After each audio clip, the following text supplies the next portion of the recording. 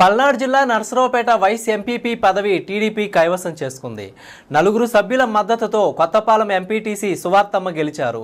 Vice ఎంపీపీగా TDP అభ్యర్థి సువార్తమ్మ గెలిచినట్లు అధికారులు ప్రకటించారు. నర్సరావుపేట శాసనసభ్యులు డాక్టర్ చదలవాడ అరవిందబాబు మాట్లాడుతూ ఈ వైస్ ఎంపీపీ ఎలక్షన్ 2 సార్లు వాయిదా పడ్డాయని, వైసీపీ దుర్బుద్ధితో ఎలక్షన్లను సజావుగా జరగకుండా మాజీ ఎమ్మెల్యే గోపిరెడ్డి ఎంపీపీలను ఎలక్షన్లో పాల్గొనకుండా 2 సార్లు అడ్డుకున్నారని అన్నారు. చాలా ఓర్పుతో సహనంతో ప్రజాస్వామ్య పద్ధతిలో వైస్ ఎంపీపీ పదవిని టీడీపీ కైవసం చేసుకోవడం జరిగిందని నర్సరావుపేట ఎమ్మెల్యే డాక్టర్ చదలవాడ అరవిందబాబు అన్నారు.